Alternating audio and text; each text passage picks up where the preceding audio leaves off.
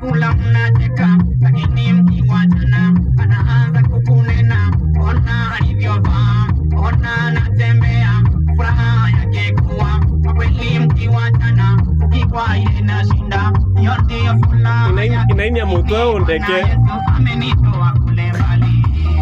Ebeneza.